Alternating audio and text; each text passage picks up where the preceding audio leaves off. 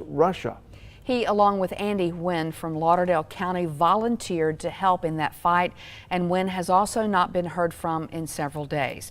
Now, CNN is reporting that they were engaged in battle alongside Ukrainian forces when they vanished on June the 9th. Sergeant Alexander's mother, Bunny, joins us now live by Zoom from Tuscaloosa.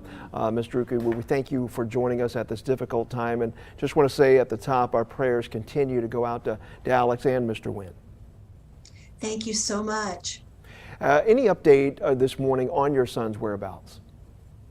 No, there have been no updates yet, but I'm confident that all of the government agencies are working on it. Have you had conversations with them, and can you share with us what they've been able to say to you?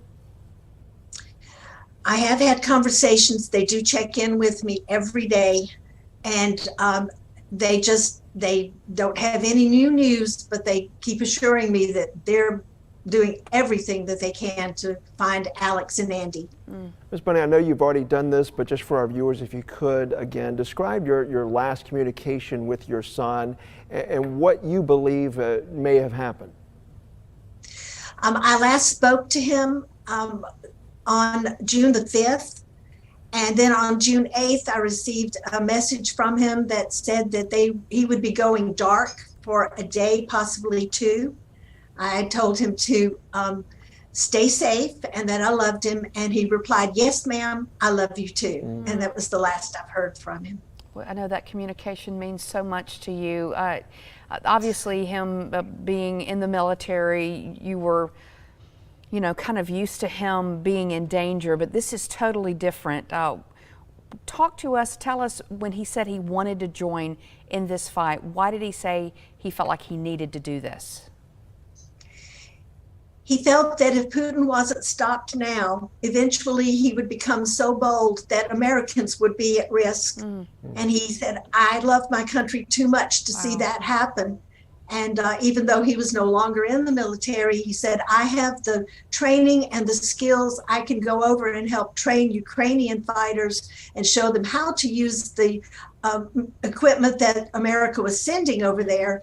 And he said, "I feel like this is something I can do to protect our country and democracy for the rest of the world." So at first his mission was to train the Ukrainians how to use some of the technology that we were sending them, but eventually he joined into the battle. When did you find out about that, and what was your reaction after he told you, "Look, I'm actually going to be fighting alongside these men"?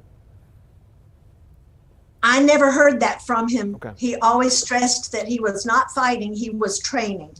So I don't know what his capacity was on this mission, whether he was just there to answer their questions or help lead them, but he was letting the Ukrainians take the lead on this because it's their country, and he said they were very determined and feisty people. He was very honored to be alongside them.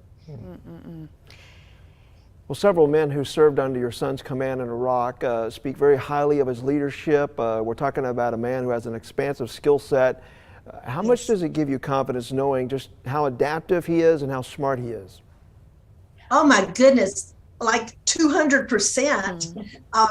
Alex does have a really thorough training. He has determination, he has grit, he's brave, he's the most loyal American I've ever known. And he's stubborn. He was a stubborn child. He's a stubborn person now. So the Russians, if they have him, are in for a time. They may give him back to me just to get rid of him. Well, I'm so glad that you're able to, laugh a little bit and think that strongly about your son, because I'm speaking to you as a mom. I can only imagine, you can tell by the pictures that we're showing our folks that you two have a very close relationship.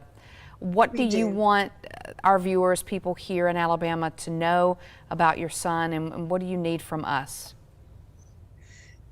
Well, I want everybody first and foremost to remember that there are two boys over there, and they both need to come home. Don't forget about Andy also.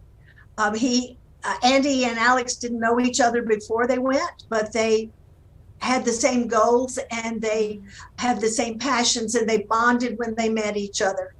And the second thing is that don't forget about Ukraine. Alex would mention that on phone calls when he wasn't talking about how awesome the people were and how good the food was. He would say, I hope that the world doesn't make Ukraine yesterday's news and forget about them, because it's really important that Ukraine win this.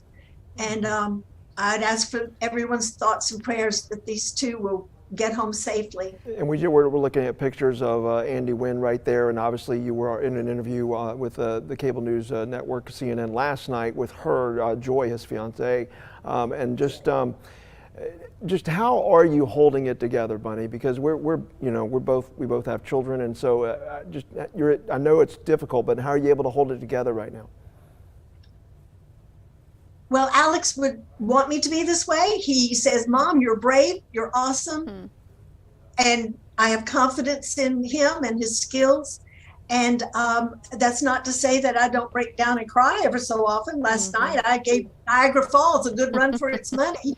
But that's not going to help the situation. I need to stay calm and focused for Alex and Andy's sake. You know, Miss Bunny, I remember as we wrap up, my father, who fought in World War II, used to tell us that they fought so that we would never see those kind of things on our shores. And that sounds like exactly what your son is saying, right? Exactly, exactly. What a brave man. Thank you. And we're just going to hope and pray that we get him back safely. Amen. That's Sergeant Alexander's mother, Bunny. They're joining us live by Zoom from Tuscaloosa. We appreciate your time. Thank you. We'll be right back.